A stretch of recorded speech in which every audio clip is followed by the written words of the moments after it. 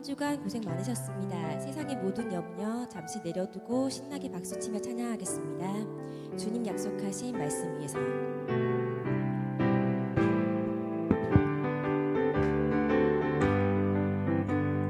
주님 약속하신 말씀 위에서 영원토록 주를 찬송하리라.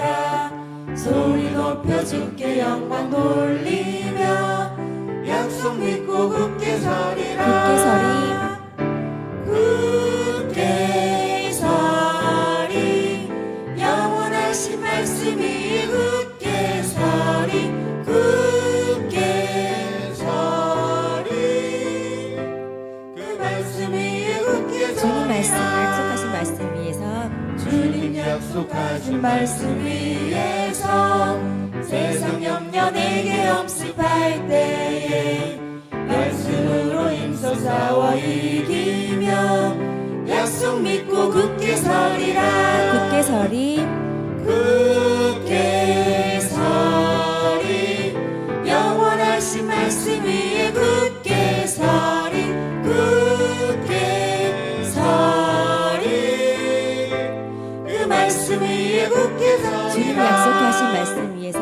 주님 약속하신 말씀 위에서 영원하신 주의 사랑이 믿고 성령으로 힘써 싸워 이기며 약속 믿고 굳게 서리라. 굳게 서리.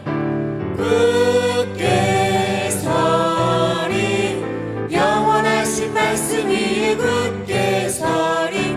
굳게 서리 그 말씀 위에 굳게 서리라. 주님 약속하신 말씀 위에서. 주님 약속하신 말씀 위에서 성령 인도하는 대로 행하며 주님 품에 항상 안식 얻으며 약속 믿고 굳게 서리라. 굳게 서리. 굳게 서리 영원하신 말씀 위에 굳게 서리. 굳게 서리 그 말씀 한 번 더 위에 굳게 찬양하겠습니다. 서리라. 주님 약속하신 말씀 위에서 영원토록 주를 찬송하리라. 소리 높여 주께 영광 돌리며 약속 믿고 굳게 굳게 서리라. 서리. 굳게 서리 영원하신 말씀 위에 굳게 서리. 굳게 서리 그 말씀 위에 굳게 서리라. 다음 찬양입니다. 내 주 하나님 넓고 큰 은혜는. 박수 치시며 찬양하겠습니다. 내 주 하나님 넓고 큰 은혜는 저 강바다보다 깊다. 너 곧한 주를 끌어 깊은 데로 저 한가운데 가보라. 언덕을 떠나서. 언덕을 떠나서 장파에 뱉띄워 내 주 예수 은혜의 바다로 내 맘껏 저가. 왜 너 인생은 언제나 저기서 저 큰 바다 물결 보고 금이 모르는 깊은 바다 속을 한 번에 하려. 언덕을 떠나서. 언덕을 떠나서 장파에 뱉띄워 내 주 예수 은혜의 바다로 내 맘껏 저가. 많은 사람이 얕은 물가에서. 많은 사람이 얕은 물가에서 저 큰 바다 가려다가 찰싹거리는 작은 파도 보고 마음 약하여 못 가네. 언덕을 떠나서. 언덕을 떠나서 장파에 뱉띄워 내 주 예수 은혜의 바다로 내 맘껏 저가. 자국하거라. 자국하거라 이제 곧 가거라. 저 큰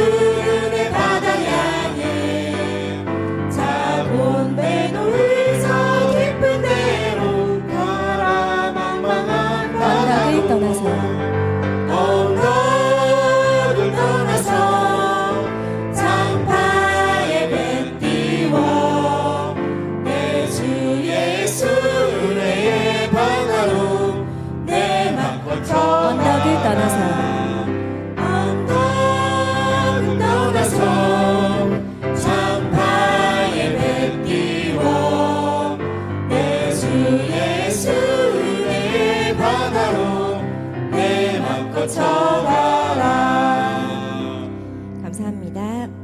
저번 주일 집으로 가는 차 안에서 우리 하율이가 왜 이 찬양 안 해주냐며 펑펑 울었는데 바로 그 찬양입니다. 물어보진 않았지만 아마도 이 찬양이 하율이에게는 위로가 되고 힘이 되었던 것 같습니다. 우리 들버 식구들에게도 오늘 이 찬양이 위로가 되고 힘이 되길 바랍니다. 마음이 상한 자를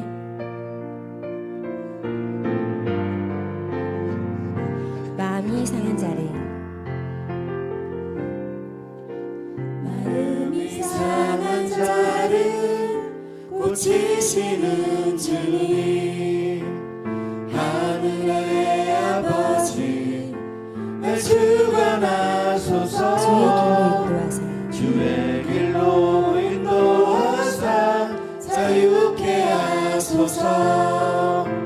새 일을 행하사 분케 하소서. 의에 줄이고 목이 마르니 성령의 기름 부소서. 의에 줄이고 목이 마르니 내 잔을 채워 주소서. 성령으로 채우사 성령으로 채우사 주 보게 하소서. 주의 임재 속에 은혜 알게 하소서. 주 뜻대로 살아가리 세상 끝날까지. 나를 빚으시고 새날 열어주소서. 의에 줄이고 목이 마르니 성령의 기름 부소서. 의에 줄이고 목이 마르니 세상을 채워 주소서. 한 번 더 찬양하겠습니다. 마음이 상한 자를 마음이 상한 자를 고치시는 주님, 하늘의 아버지 날 주관하소서. 주의 길로 인도하사 자유케 하소서. 새 일을 행하사 분케 하소서. 의에 줄이고 목이 마르니 성령의 기름 부소서. 의에 줄이고 목이 마르니 내 잔을 채워 주소서. 성령으로 채우사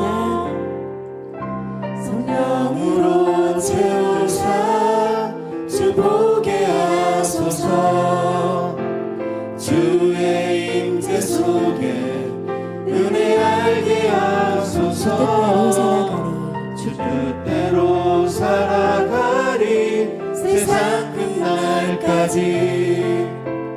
나를 빚으시고 새날 열어주소서. 의에 줄이고 목이 마르니 성령의 기름 부소서. 의에 줄이고 목이 마르니 내 잔을 채워 주소서. 의에 줄이고 목이 마르니 성령의 기름 부소서. 의에 줄이고 목이 마르니 내 잔을 채워 주소서. 감사합니다. 우리 삶 속에 당연한 것은 하나도 없습니다. 매일 주님이 허락하신 은혜 속에서 살아왔고 지금 이 자리에서 예배할 수 있음도 모두 은혜임을 느낍니다. 이 마음을 담아 감사와 사랑으로 은혜 찬양하겠습니다. 내가 노려왔던 모든 것들이 내가 누려왔던 모든 것들이 내가 지나왔던 모든 시간이 내가 걸어왔던 모든 순간이 당연한 것 아니라 은혜였소. 아침 해가 뜨고 저녁에 노을 봄의 꽃향기와 가을의 열매 변하는 계절의 모든 순간이 당연한 것 아니라 은혜였소. 모든 것이 은혜. 모든 것이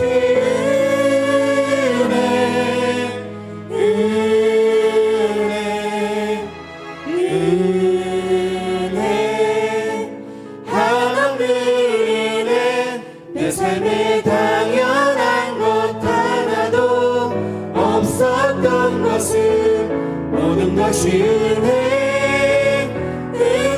은혜였소.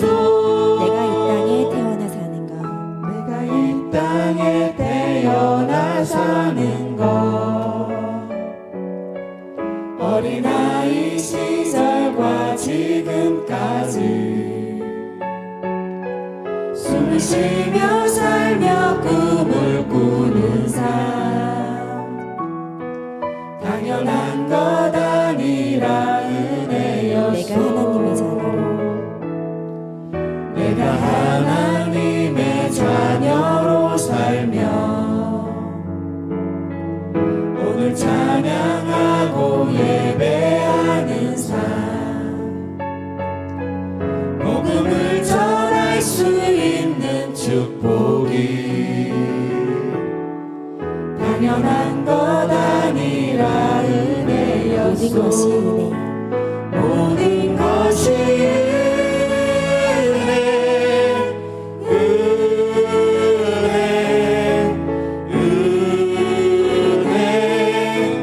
하나님 은혜 내 삶에 당연한 것 하나도 없었던 것은 모든 것이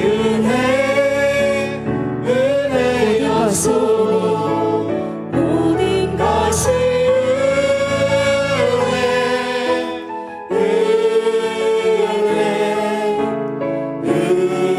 은혜 하나님 은혜 내 삶에 당연한 것 하나도 없었던 것은 모든 것이 은혜였소.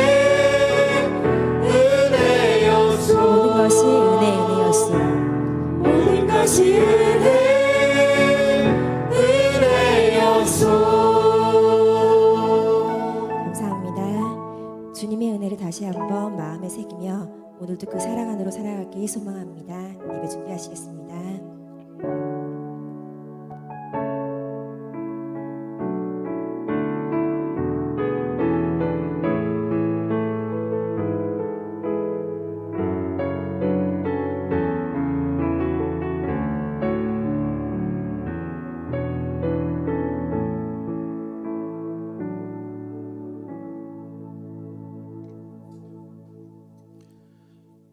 감사합니다.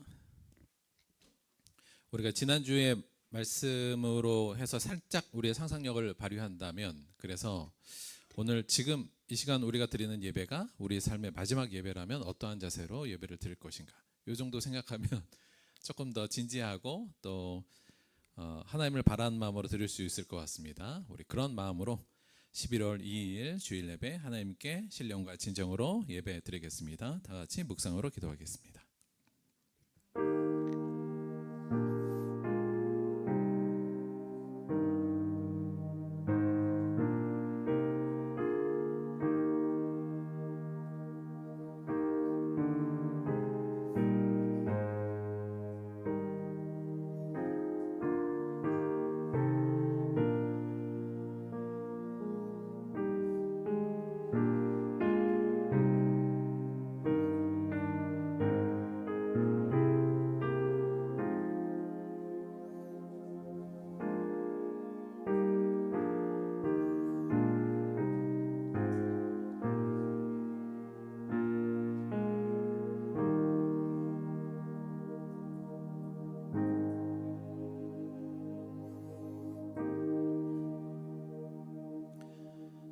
여호와를 찬송할지어다. 견고한 성에서 그의 놀라운 사랑을 내게 보이셨음이로다. 내가 놀라서 말하기를 주의 목전에서 끊어졌다 하였사오나 내가 주께 부르짖을 때 주께서 나의 간구하는 소리를 들으셨나이다. 너희 모든 성도들아 여호와를 사랑하라. 여호와께서 진실한 자를 보호하시고 교만하게 행하는 자에게 엄중히 갚으시느니라. 여호와를 바라는 너희들아 강하고 담대하라. 아멘. 사도신경으로 신앙 고백 드리겠습니다. 전능하사 천지를 만드신 하나님 아버지를 내가 믿사오며 그 외아들 우리 주 예수 그리스도를 믿사오니 이는 성령으로 잉태하사 동정녀 마리아에게 나시고 본디오 빌라도에게 고난을 받으사 십자가에 못 박혀 죽으시고 장사한 지 사흘 만에 죽은 자 가운데서 다시 살아나시며 하늘에 오르사 전능하신 하나님 우편에 앉아 계시다가 저리로서 산자와 죽은 자를 심판하러 오시리라. 성령을 믿사오며 거룩한 공예와 성도가 서로 교통하는 것과 죄를 사하여 주는 것과 몸이 다시 사는 것과 영원히 사는 것을 믿사옵나이다. 아멘. 오늘은 윤희탁 성도님께서 우리를 대표하여 하나님께 기도해 주시겠습니다.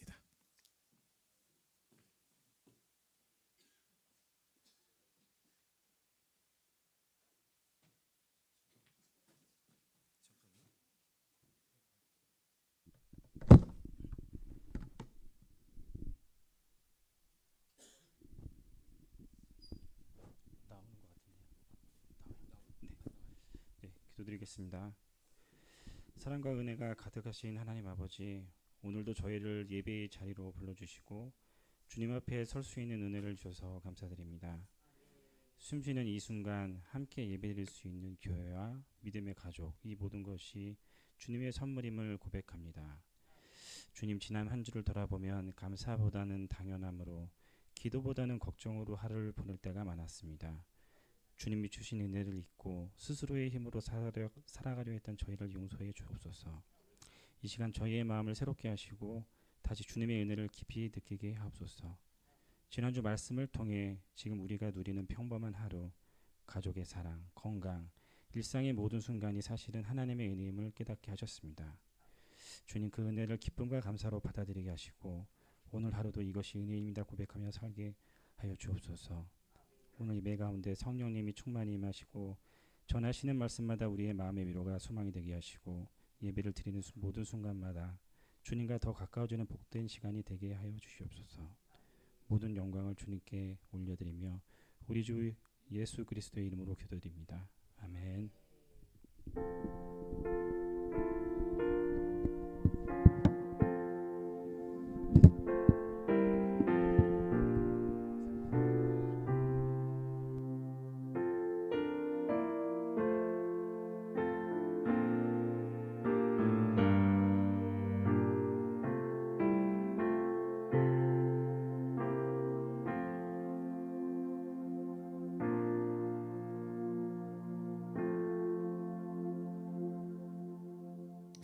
감사드립니다.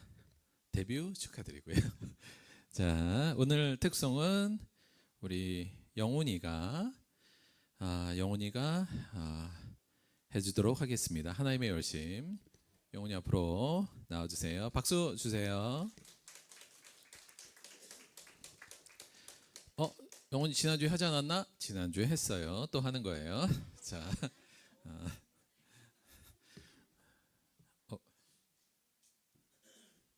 마이크 일단 한번 체크. 오케이. 자, 차렷. 경례 큰 박수 주십시오. 원래 이 프로들이 아침에 노래하는 게 조금 어려워요. 이해해 주시고 하나님의 열심 함께 하나님께 찬양하겠습니다.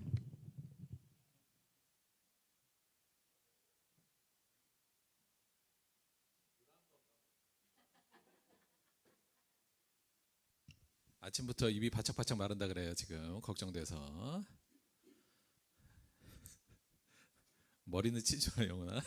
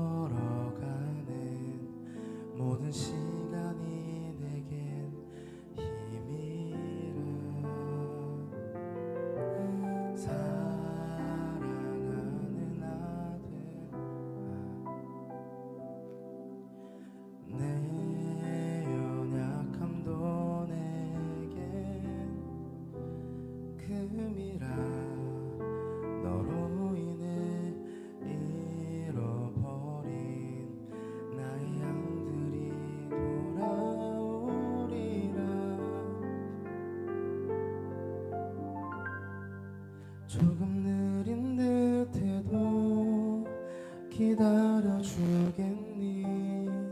조금 더딘 듯해도 믿어줄 수 있니? 네가 가는 그 길 결코 헛되지 않으니 나와 함께 가자. 앞이 보이지 않아도 나아가주겠니? 이해되지 않아도 사랑해주겠니?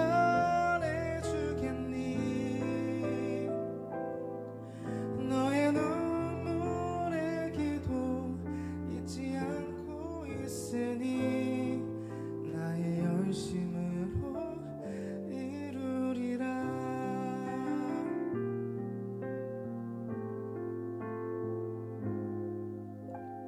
사랑하는 사랑아 내게 부탁이 있다. 길 잃어 지친 영혼 돌아보라. 나의 품으로 안기어라. 조금 느린 듯해도 기다려주겠니? 조금 더딘 듯해도 믿어줄 수 있니? 네가 가는 그 길 결코 헛되지 않으니 나와 함께 가자. 앞이 보이지 않아도 나아가주겠니? 이해되지 않아도 사랑해주겠니? 너의 눈물의 기도 잊지 않고 있으니 나의 열심으로 이루리라. 내게 그 땅을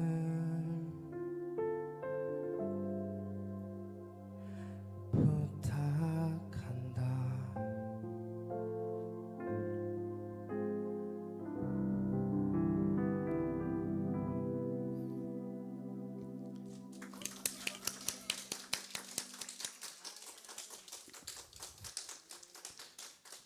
차렷 경례 수고하셨습니다. 두 분.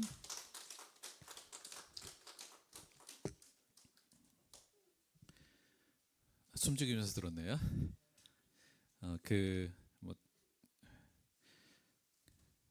여러분도 느끼시겠지만 이제 영훈이가 저희 조금 그 찬양도 많이 하고 또 남아서 우리 아이들 공과할 때도 지금 되게 좋은 역할을 많이 해주고 있어요. 이렇게 영훈이가 그런 역할을 해주고 교회에서 좀 잘 이렇게 활동해주고 그래서 너무 기쁘고 감사하다는 말씀 막간에 전합니다.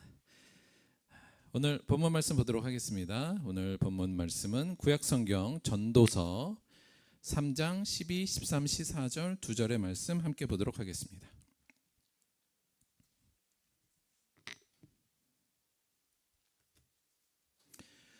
구약성경 전도서 3장 12절에서 14절입니다.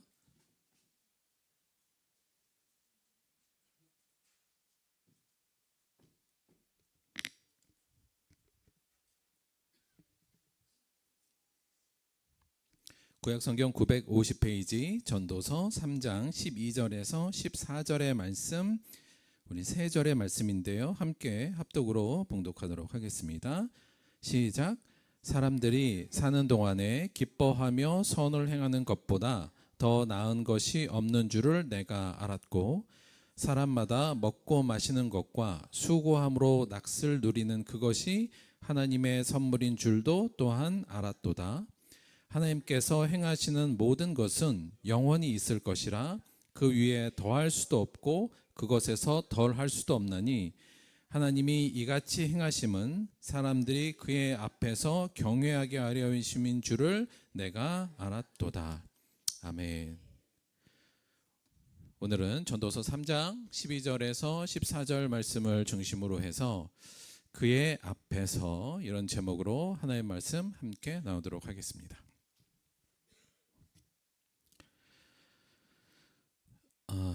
36년 만에 사과, 오늘 요 최근에 저한테 좀 있었던 에피소드인데요. 요 얘기로 좀 시작을 좀 해보도록 할게요.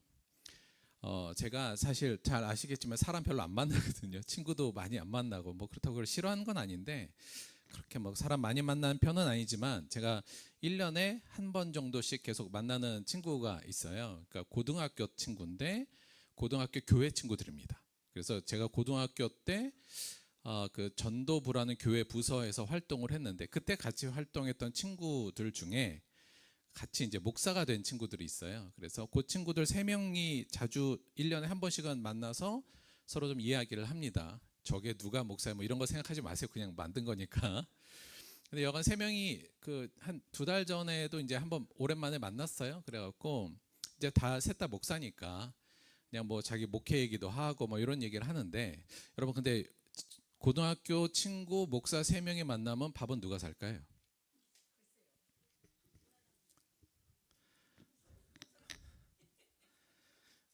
고등학교 친구 목사 3명인데 이게 저희가 딱히 정한 건 아닌데 밥은 제일 큰 교회 담임 목사가 삽니다.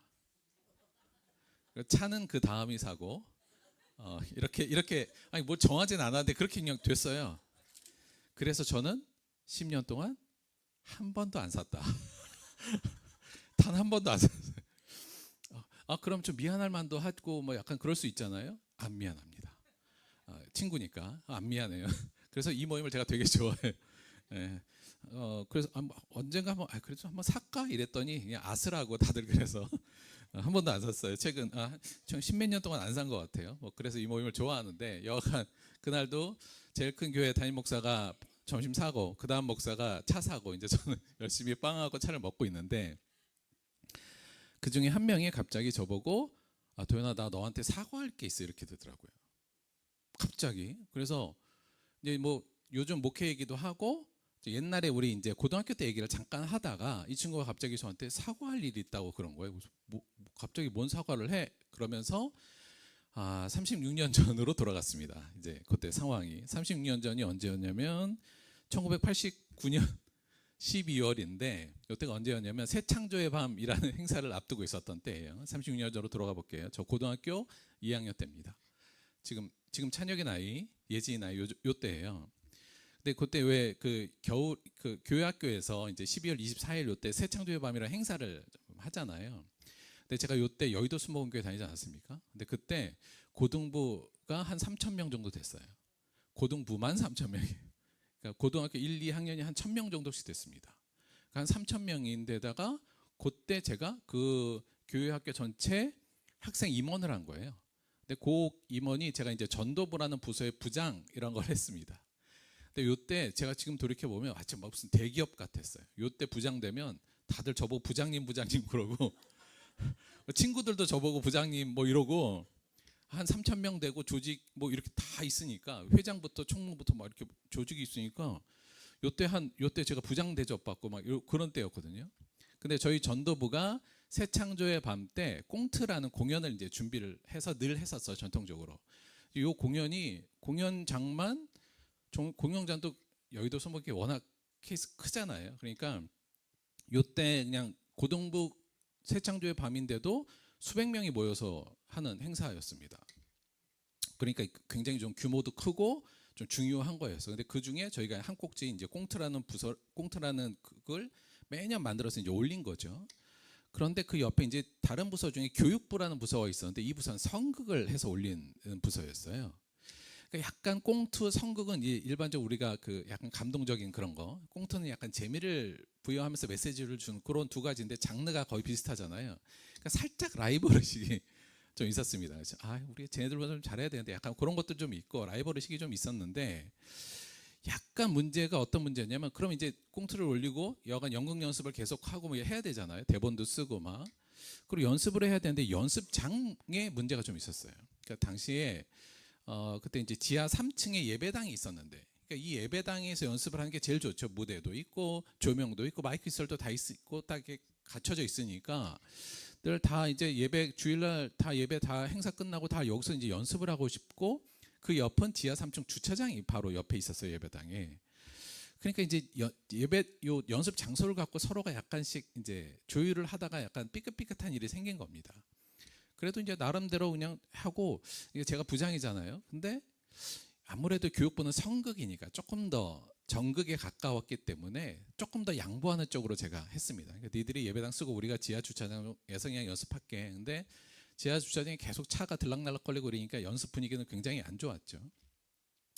뭐 그렇게 하면서 이제 왔다 갔다 하고 있었는데 문제는 창조의 밤이 얼마 안 남으니까 다들 신경이 좀 날카로워진 거예요.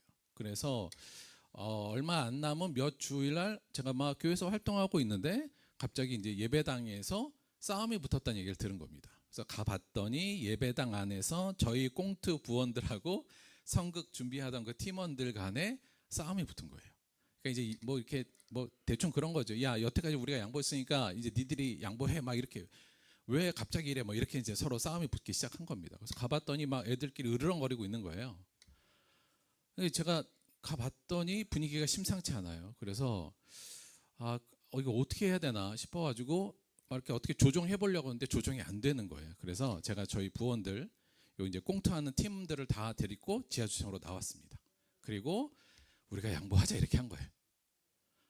근데 그때 그 꽁트를 맡았던 팀원 중에 이제 리더급이 이 세 친구 중에 한 명이 있었던 겁니다. 근데 이 친구가 그러니까 거의 이제 꽁트를 맡았던 팀장 같은 역할을 한 거죠.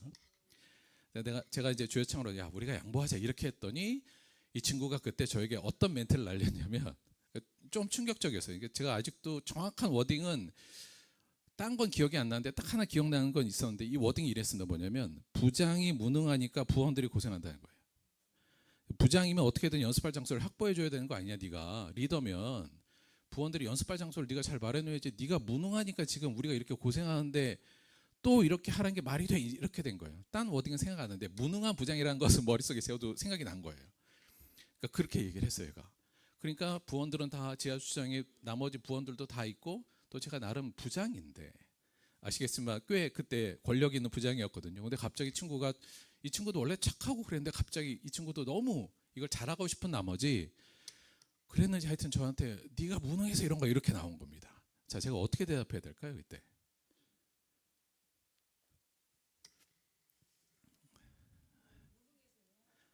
무능해서 미안하다.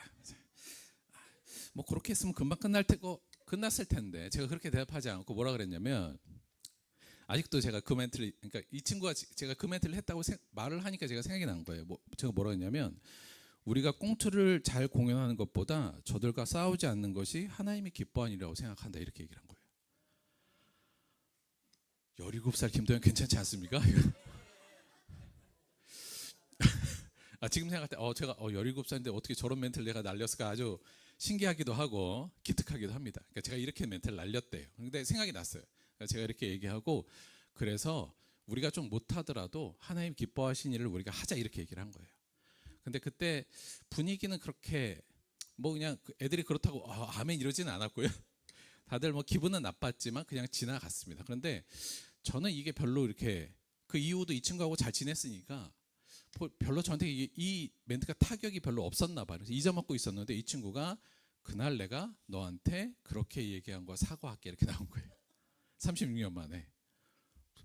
그래 받아줄게 뭐 이렇게 그랬나 뭐 이렇게. 근데 그 친구가 말했어요. 야 그때 네 멘트 이거 하나님이 이게 더 기뻐하는 거라고 생각한다라는 게 자기가 늘 머릿속에 있었는데 말을 못했다가 오늘 사과한다고 얘기를 한 겁니다. 그래서 뭐 그럼 잘 받아줄게 뭐 하여튼 뭐 그러고 얘기는 이제 끝났는데 제가 그냥 어찌 보면 그냥 간단한 에피소드인데 이 에피소드 안에서 사실 좀 생각하면 굉장히 중요한 부분이 있어서 이게 또 제가 여기서 조금 착한 주인공이라 좀 그렇긴 합니다만 조금 말씀을 좀 드린 겁니다. 조금 더 설명을 드리자면 자 예수께서 이르시되 내 마음을 다하고 목숨을 다하고 뜻을 다하여 주 너의 하나님을 사랑하라 하셨으니 이것이 크고 첫째 되는 계명이요. 우리가 잘 아는 말씀이죠. 우리가 근본적으로 신앙생활을 한다는 건 결국은 줄이고 좁히면 결국 하나님을 사랑하는 거지 않습니까? 이게 신앙의 어찌 보면 본류이기도 하고 우리가 이제 나아가야 될 길인데 우리가 하나님을 사랑한다는 이 개념 안에서, 이 신앙적 행위 안에서 크게 두 가지 정도로 신앙의 유형이 좀 나뉘입니다. 뭐냐면 저희가 뭐 자주 말씀드립니다만, 하나는 자기 중심적 신앙이고 하나는 하나님 중심적 신앙이에요. 자기 중심, 그러니까 내가 하나님은 정말 사랑한다고 말하지만, 이게 자기 중심적 신앙이란 건 뭐냐면, 하나님을 사랑한다고 말하지만 하나님의 뜻보다는 자신의 명예, 자신의 복, 자신의 안정감, 자신의 개인적 평안을 위해서 신앙적 행위를 하는 것을 자기 중심적 신앙이라고 부릅니다. 그러니까 이건 근본적으로 말하면 하나님을 사랑한다고 말하지만 사실은 하나님을 이용하는 것을 자기 중심적 신앙이라고 이야기하죠. 이게 특징이 뭐냐면, 근데 자기 중심적 신앙을 갖고 하나님을 사랑한다 할지라도, 죄송합니다. 특징이 뭐냐면 외형적으로는 경건하고 순종하고 열심히 있습니다. 그러니까 자기 중심적 신앙을 하더라도 외형적으로 보면 너무 신앙생활을 잘하는 사람으로 보여요. 특히나 열심도 굉장히 많이 냅니다. 자기 중심적이니까. 그런데 중요한 건 내면은 자기 자신을 향해 있어요. 그래서 하나님을 사랑한다고 늘 얘기하고 열심을 내고 순종도 하고 교회 활동도 많이 하지만 결국은 자기를 위해서 하는 신앙 행위를 하는 것, 이거를 자기 중심적 신앙인데, 문제는 대부분 자기가 그것을 자각하지 못합니다. 그래서 자기는 하나님을 잘 믿고 있다고 생각하고, 그렇게 생각하지만 실제로는 자기를 더 사랑하고 있는 경우가 많죠. 대표적인 게 성경에서 예수님 당시에 바리새인들과 지도자들이 그랬습니다. 예수님이 이걸 엄청나게 지적을 많이 하셨고 그들의 위선을 끊임없이 얘기했지만, 그들은 그럼에도 불구하고 자기는 여전히 하나님을 열심히 사랑한다고 믿었죠. 이게 이제 우리가 신약 성경의 예수님의 가르침 중에 굉장히 많이 나오는 부분입니다. 문제는 이 자기중심적 신앙의 결과에 대해서 성경은 꽤 무섭게 얘기하고 있어요. 뭐 그것도 믿는 거 아니냐? 그 정도 돼도 되는 거 아니야? 이게 아니라 성경에서는 결국 예수님께서는 그런 사들은 어떤 대우를 받게 되느냐에 대해서 이렇게 말씀하셨어요. 그때 내가 그들에게 밝히 말하되 내가 너희를 도무지 알지 못하니 불법을 행한 자들아 내게서 떠나라 하리라. 마지막 날에 하나님께서 자기 중심적 신앙으로 산 사람들에 대해서는 이렇게 대해야겠다고 말씀을 하셨습니다. 그래서 사실 이게 굉장히 중요해요. 그러니까 내가 자기 중심적 신앙에서는 벗어나야 되는데 말씀드린 것 같이 내가 그런지를 자각하지 못하기 때문에 이 안에만 갇혀 있는 경우들이 굉장히 많고, 결국 이런 사람들을 예수님께서는 큰 길로 가는 사람, 이렇게 표현하기도 하셨거든요. 그래서 우리 신앙 안에서 자기 중심적 신앙을 벗어나는 건 매우 중요합니다. 그럼 자기 중심적 신앙을 벗어서 어느 신앙으로 나가야 되느냐? 하나님 중심적 신앙으로 넘어가야 되는 거죠. 하나님의 중심적 신앙이란 건 하나님의 뜻과 그의 영광이 중심이 되고 자신의 유익은 부차적인 거나 부인할 수 있는 신앙이 되는 것, 그것이 곧 하나님 중심적 신앙입니다. 진정한 이것을 사랑이라고 볼 수 있고, 예수님이 대표적인 인물이고 신약에 보면 바울도 이 하나님 중심적 신앙으로 넘어온 사람이 되죠. 예수님의 제자들도 처음에는 자기 중심적 신앙을 갖고 있었습니다. 그러다가 십자가 사건을 거치고 성령 사건을 거치면서 하나님 중심적 신앙으로 변화된 거죠. 그래서 모든 사람들이 처음부터 하나님 중심적 신앙을 갖기는 굉장히 어렵다고 봅니다. 대부분 다 자기 중심적 신앙으로 하나님을 믿으려고 해요. 그러나 그 이후에 성령님이 우리를 이끄셔서 하나님 중심적 신앙으로 넘어오게 하는 것, 이게 신앙의 성숙이기도 하고 우리가 가야 될 길입니다. 그런데 문제는 아까도 말씀드렸지만 자기 중심적 신앙에 우리가 몰려있는 경우가 많다는 거죠. 사실 내가 이 공연을 잘해서 하나님께 영광 돌려야겠다. 그런데 잘하지 못하는 상황들이 막 발생할 때 사람들이 화가 나잖아요. 그런데 결국 내가 하나님을 위해서 이 공연을 한다고 말은 하지만 실제로는 우리 대부분이 다 그래요. 나를 위해서 내가 책임 맡은 거니까 내가 열심히 잘하고 사실은 내가 영광 받아야 된다는 생각 때문에 열심히 하는 경우가 많거든요. 그러니까 우리가 사실 저도 이제 그때 이렇게 좋은 멘트를 날리긴 했습니다만 돌이켜보면 이런 신앙 속에 있었던 적이 굉장히 많습니다. 특히나 목회자가 이렇게 돼버리면 문제가 심각해져요. 그러니까 목회자가 자기 중심적 신앙에서 못 벗어나면 아시겠습니다만 교회가 그냥 무너지는 일은, 그러니까 겉으로 볼 땐 그 목사님이 정말 열심히 하는데도 불구하고 사실은 내면은 자기 중심에 들어와 있기 시작하면 사실은 교회에 수많은 문제들이 발생할 수밖에 없고, 어찌 보면 최근에 많은 문제들이 거기서 발생한다고 볼 수 있습니다. 저도 뭐 예외는 아니라고 보고 늘 이걸 경계해야 되는 부분이죠. 그런데 여기 물론 자기 중심적 신앙과 하나님 중심적 신앙이 딱 구분돼서 어느 순간에 내가 넘어오고 이렇게 되는 것 같지는 않습니다. 그냥 계속 왔다 갔다 해요. 그러니까 하나님 중심적 신앙으로 막 가려다가 어느 순간 보면 자기 중심적 신앙으로 넘어가 있고, 그러니까 요 것들을 이것과의 싸우는 것, 그리고 이거와의 관계 속 안에서 내가 어떻게 하든 하나님 중심적 신앙으로 더 넘어가도록 노력하는 것이 우리가 신앙의 싸움이기도 하고 우리가 반드시 지켜내야 될 신앙의 모습이다, 이렇게 볼 수 있을 것 같습니다. 그래서 이게 아까 우리 그 에피소드가 별건 아닙니다만 우리가 여전히 그래요. 그러니까 그런 경우가 너무 많은 것 같아요. 그러니까 하나님 난 정말 하나님을 사랑해서 이렇게 열심히 해요. 그런데 그 내면은 사실은 자기에게 향하 있는 것, 자기의 유익을 위한 것들이 굉장히 많죠. 조금 심각하게 고민을 하면 이런 생각을 합니다. 자기 중심적 신앙에서 우리는 과연 벗어날 수 있는가? 이 부분이요. 생각해 보면 인간의 어찌 보면 가장 인간의 가장 악한 부분이라 하는 게 자기 중심성이잖아요. 이걸 과연 벗어날 수는 있는 건가? 그 한계는, 우리가 그걸 할 수 있는 능력이 있는가에 대해서는 저도 오랫동안 고민했지만 참 어려운 부분이라는 생각이 듭니다. 생각해 보면 사실 가장 이타적인 관계가 부모와 자식이잖아요.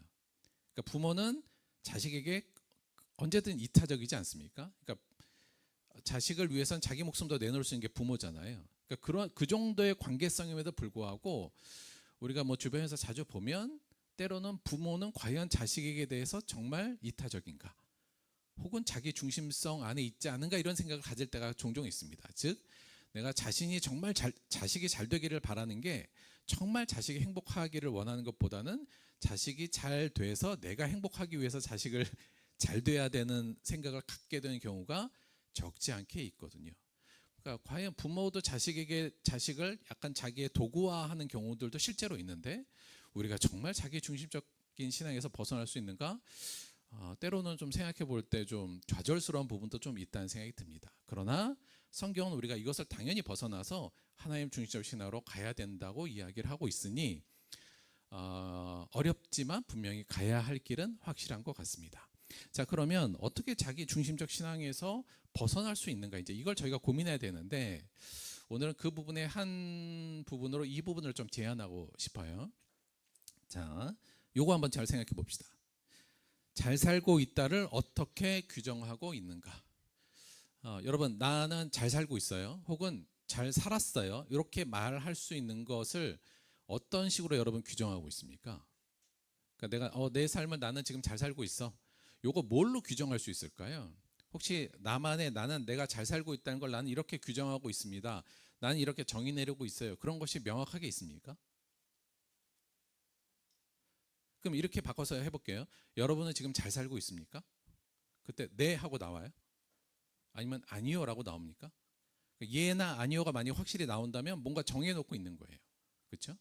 그러니까 이 부분인데, 만약에 내가 잘 살고 있다를 어떤 식으로든 내가 명확하게 스스로가 규정해 놓지 않고 있다면 사실 대부분은 나는 잘 살고 있다를 이렇게 무의식적으로 규정하면서 살고 있을 겁니다. 뭐냐면 남부럽지 않게 살고 있다요. 나는 남부럽지 않게 살고 있어. 요때 우리가 대부분 다 나는 잘 살고 있어, 요 정도의 평가를 내릴 수 있게 됩니다. 혹은 나는 잘 살았어, 이렇게 평가를 낼 수 있는 거죠.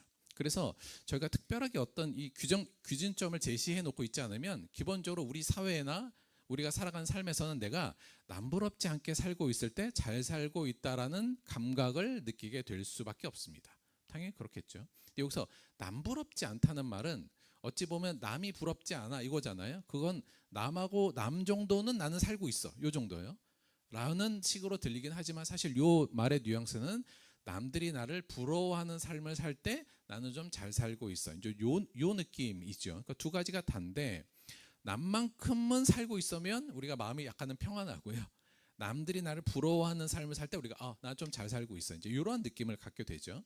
근데 만약에 우리가 잘 살고 있다를 이 기준으로 삼고 혹은 이걸 무의식적으로 가지고 살고 있다면 우리는 결코 자기 중심성에서 벗어날 수가 없습니다.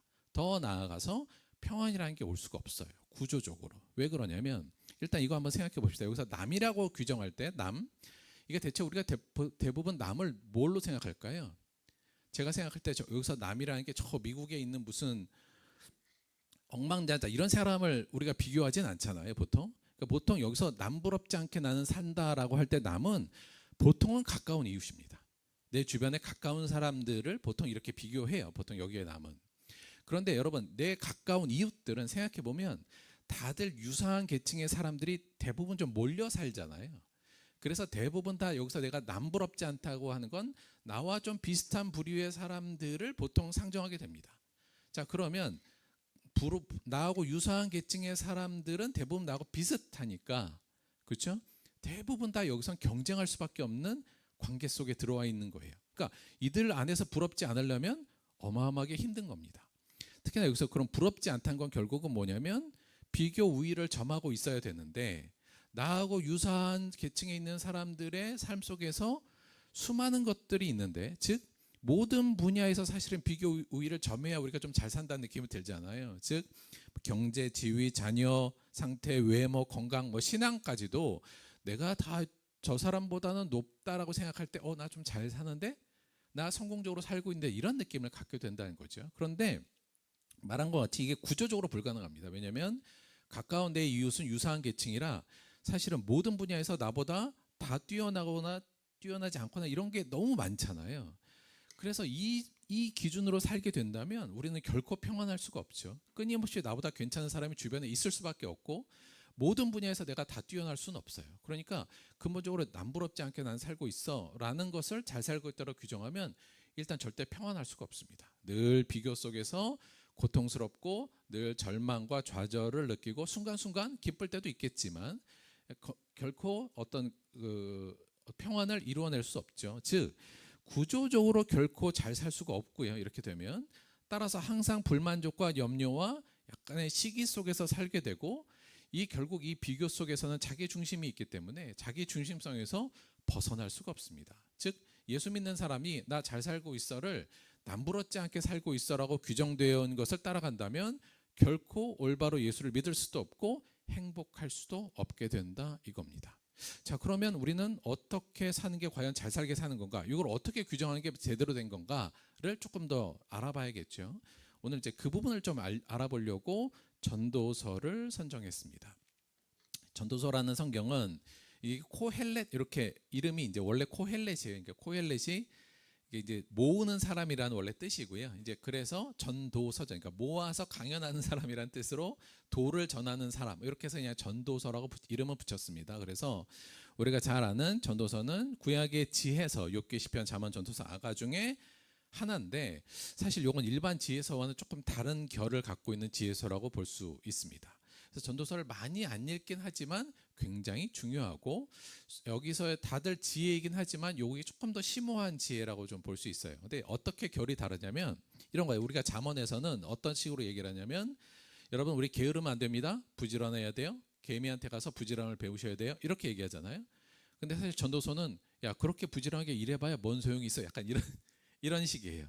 그러니까 사실 물론 요거를 설명하려면 좀 얘기가 좀 길긴 한데, 여간 이 전도서는 그 느낌이 좀 다르죠. 자, 그럼 이 전도서가 주는 지혜는 뭐냐?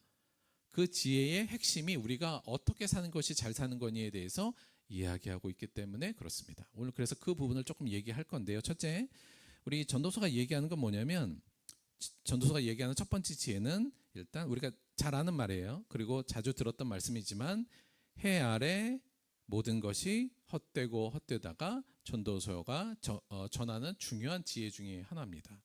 그러니까 이 여기서 헛되다라는 말 자체가 이 헤벨이란 말이 입김, 안개라는 의미를 갖고 있어요. 헛되다라는 의미. 그러니까 이게 전도서에서도 우리가 바람을 잡는 것 같다 이런 표현이 많이 나오는데 딱 그 얘기입니다. 그러니까 우리가 뭔가 이게 아침에 일어나서 하면 입김이 싹 나왔다 싹 사라지잖아요. 그러니까 잡을 수도 없고 허망한 건데 쫓고 있다. 이제 이런 느낌의 내용이에요. 헛된 거. 근데 여기서 보면 해 아래 모든 것이 헛되되잖아요. 그러니까 해 아래라는 건 여기서 어떤 의미냐면, 그러니까 우리 인간 세계, 그러니까 해 밑에 있는 모든 인간 세계에 있는 모든 것이 사실은 바람을 잡는 것과 같고, 실제로 아무리 잡으려고 해도 잡을 수 없는 것이다라는 얘기가 사실은 이 전도서의 굉장히 핵심적인 주제 중에 하나입니다.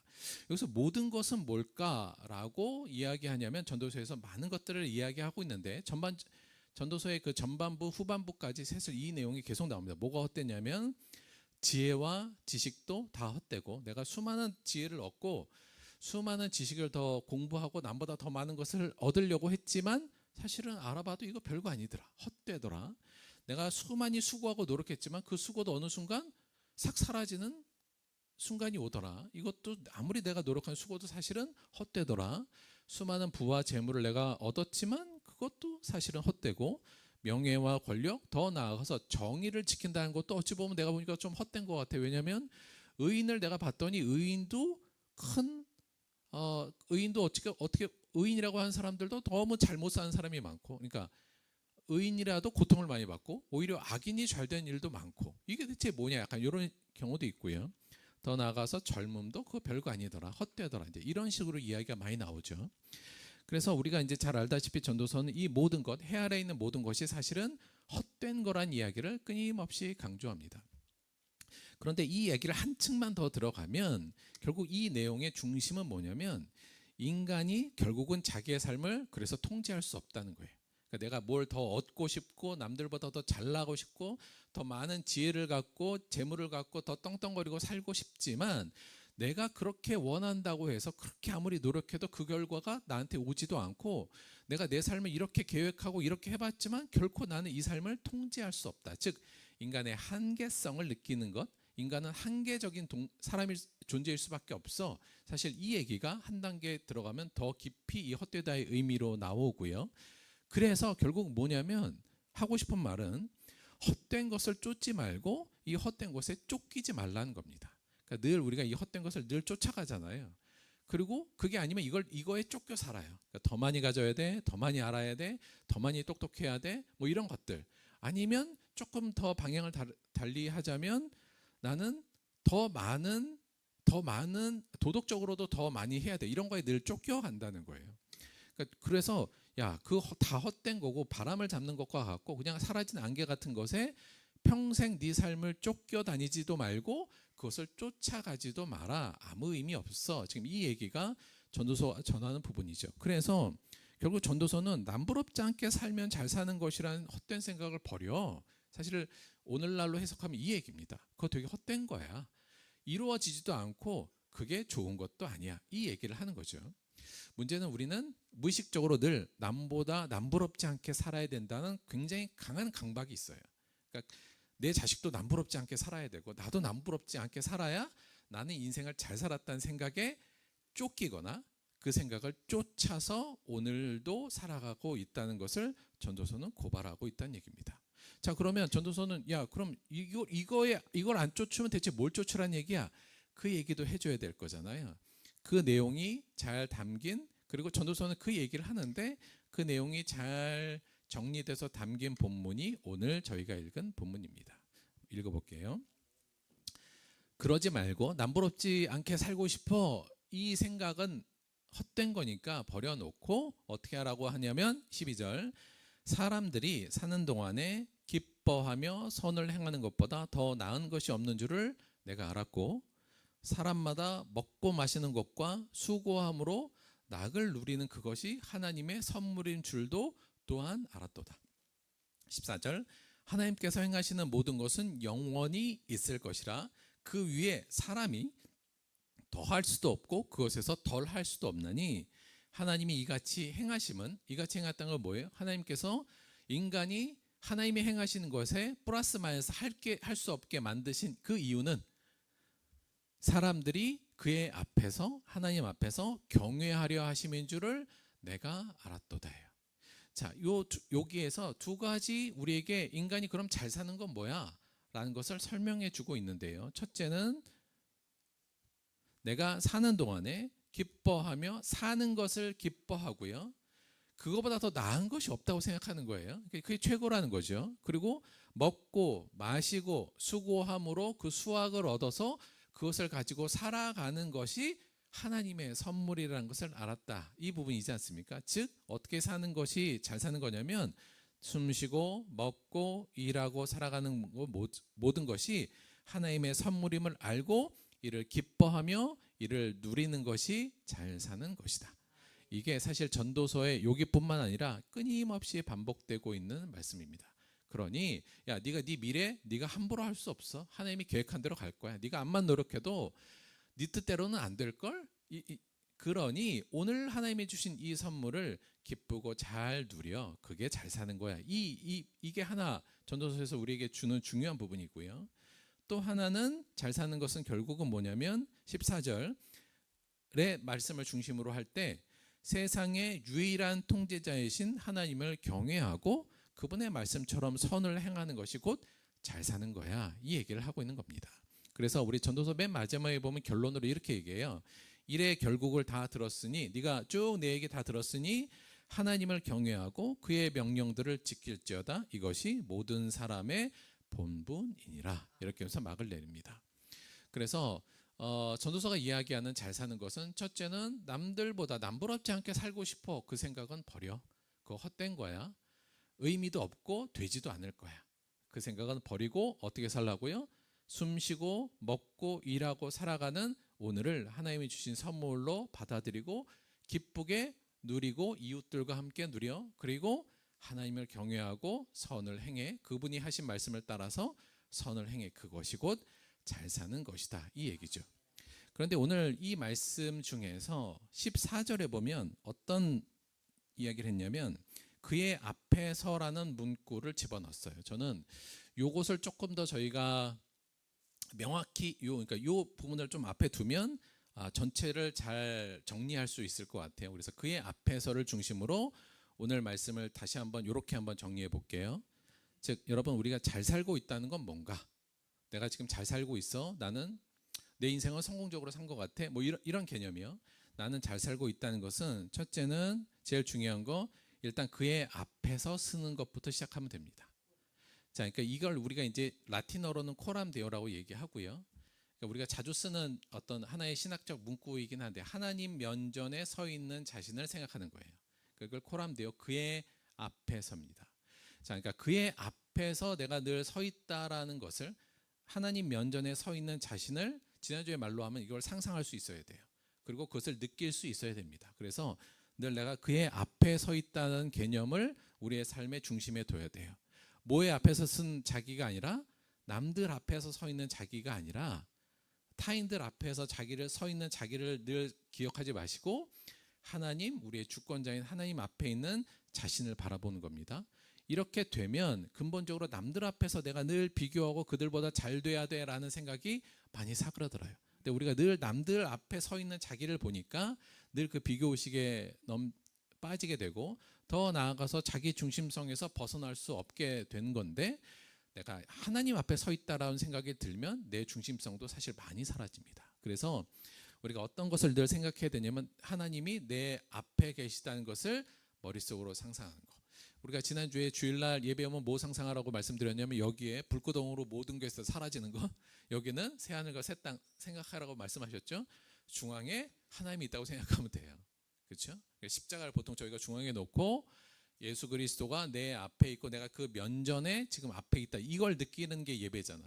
그러니까 하나만 더 플러스를 드리면 예배당에 오면 그걸 느끼시면 돼요. 하나님이 예수 그리스도께서 지금 내 앞에 계시다. 자, 그 생각 안에서 두 가지의 사고로 하시면 됩니다. 첫째, 예수님 앞에 우리가 하나님 앞에 지금 앉아 있어요. 그 앞에 지금 면전에 우리가 서 있어요. 첫째, 그 앞에서 어떤 생각을 하냐면 그의 형상으로 지어짐에 감격하면 됩니다. 내가 이러한 위대한 하나님의 형상으로 지어진 위대한 존재라는 걸 각인하시고요. 그것을 느끼고 하나님이 주신 일상의 삶을 선물로 인식하고 기뻐하면서 이웃과 함께 누리는 것을 기뻐하고 감사하는 것을 생각하고 그 마음을 가지시면 됩니다. 그래서 하나님 앞에 서서 하나님 내 앞에 계시잖아요. 이렇게 위대하시고 온 세상을 통치하신 하나님이 나를 그분의 형상에 따라 지으시고 오늘 이렇게 아름답고 복된 날을 나에게 주셔서 이 모든 것을 누리게 하셨구나. 감사하고 기쁘다. 이걸 느끼면 돼요. 그러니까 요걸과 하나 그의 앞에서 우리가 느껴야 될 감정이고 생각이고 인식이고요. 또 하나는 그의 앞에서 내가 작은 자임을 바라보는 겁니다. 하나님이 너무 크신 분이라 그 앞에 면전의 앞에 나는 정말 하나님에 비하면 아무것도 아닌 이 존재인 티끌도 안 되는 존재인 나를 바라보고 하나님이 주권으로 행하시는 세상을 나는 겸허히 수용하겠다라는 자세. 내가 바꿀 수 없어요. 하나님께서 이끄시는 이 내 삶의 모든 과정을 겸허히 수용하고 하나님을 두려워하고 그를 존중하는 마음, 존경하는 마음으로 그가 주신 명령인 선을 행하면서 살아야겠다. 그리고 이 기준이 우리가 잘 살고 있다는 기준입니다. 크게 얘기하자면 첫째, 내가 잘 살고 있다는 건 하나님 앞에 내가 있다는 사실을 늘 기억하고 있을 때 잘 살 수 있어요.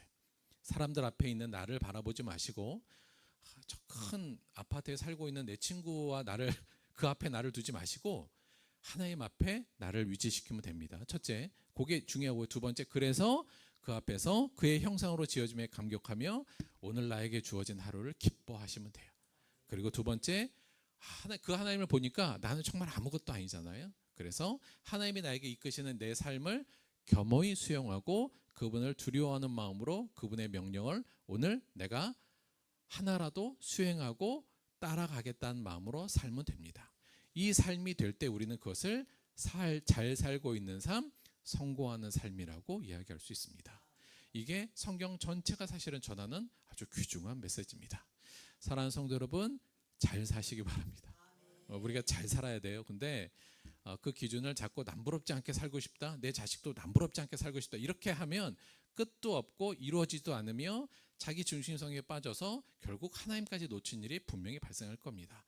그거 다 헛된 거니 놓으시고 늘 하나님 앞에 쓰셔서 그분이 나에게 주신 그분을 따라 만드는 내 존재에 대해서 긍정하시고 그분이 그 존재로 말미암아 나에게 허락하신 오늘 하루를 기뻐하고 감사하고 잘 누리셔야 됩니다. 이걸 안 누리면 의미가 없어요. 잘 누리셔야 되고, 그래서 그분을 경외하면서 그분의 뜻을 따라 쫓아 오늘 그분이 하신 명령을 내가 하나라도 수행하고자 하는 그 삶이 하나님 보시기에는 잘 사는 삶이며 성공하는 삶임을 기억하시고 잘 사시는 저와 여러분이 되기를 바랍니다.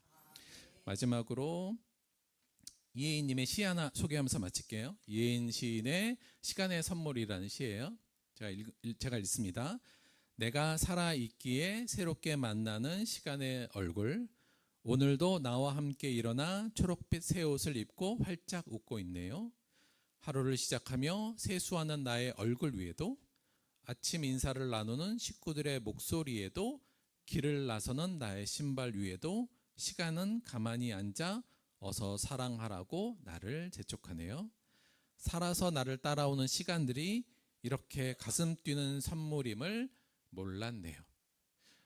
하나님을 존재를 생각하면서 그가 오늘 나에게 주신 이 시간과 오늘 하루를 기뻐하고 감사하고 세수하는 순간에도 나가는 발길에도 그분의 살아계심을 느끼면서 그분이 오늘 나에게 명령하신 열심히 사랑해야지라는 마음을 가지고 살아야겠다는 이 각오, 이게 잘 사는 겁니다. 우리 모두 잘 사는 성공하는 삶을 살게 되기를 주님의 이름으로 축원드립니다. 함께 말씀 생각하시면서 잠시 기도하도록 하겠습니다.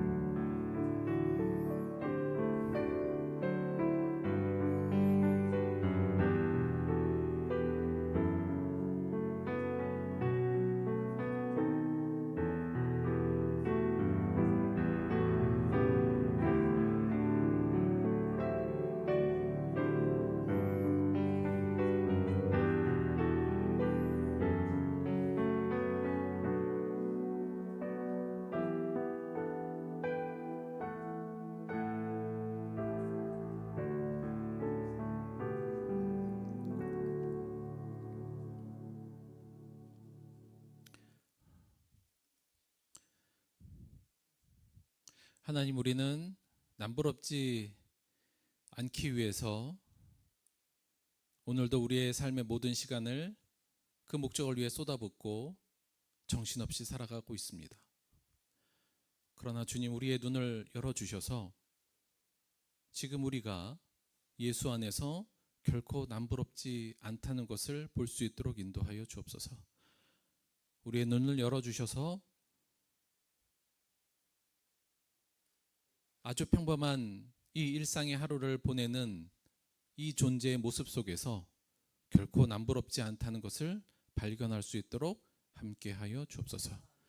우리 머릿속에 남부럽지 않게 사는 것이 잘 사는 것이라는 생각을 지워주시고 늘 하나님 면전에서 그분이 나에게 주신 이 놀라운 생명과 나에게 주신 하루하루를 기뻐 감사하며 그런 자에게 명령하신 그 명령을 소중히 여기고 실천하며 나아가는 그 삶을 잘 사는 삶으로 내 마음속에 각인시키고 그것으로 풍성한 하루를 보내는 우리들이 될 수 있도록 우리를 변화시켜 주옵소서.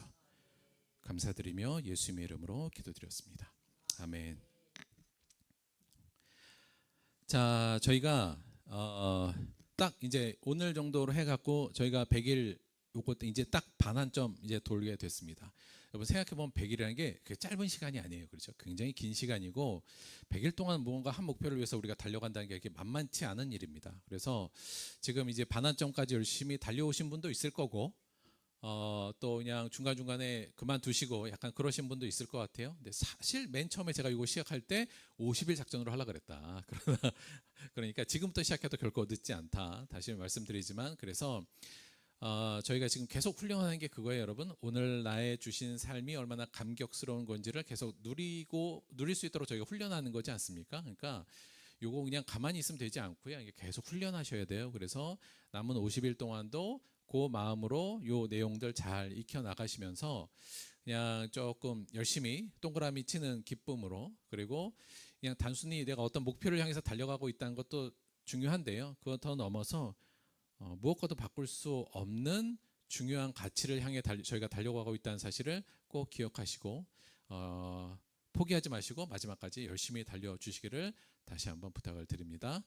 헌금을 위해서 기도하고 주기도문으로 예배 마치도록 하겠습니다.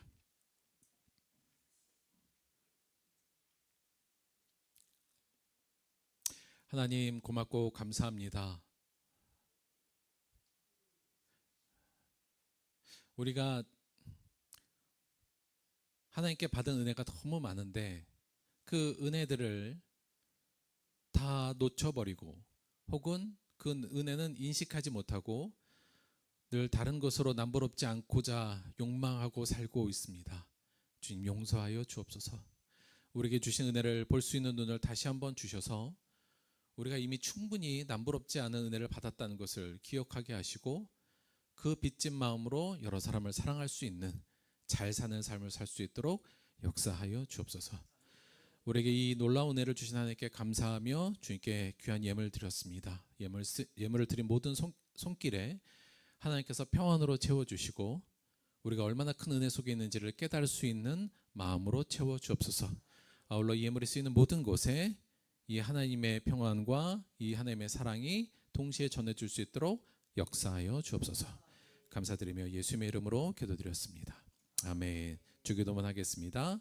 하늘에 계신 우리 아버지여, 이름이 거룩히 여김을 받으시오며 나라가 임하시오며 뜻이 하늘에서 이루어진 것 같이 땅에서도 이루어지이다. 오늘 우리에게 일용할 양식을 주시옵고 우리가 우리에게 죄 지은 자를 사하여 준 것 같이 우리 죄를 사하여 주시옵고 우리를 시험에 들게 하지 마시옵고 다만 악에서 구하시옵소서.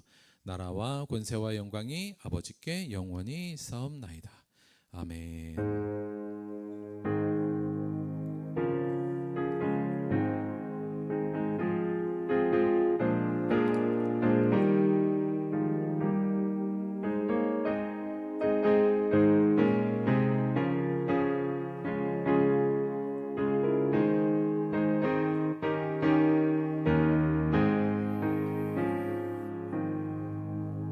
수고하셨습니다. 하나님께 감사의 박수 드리겠습니다. 수고하셨습니다.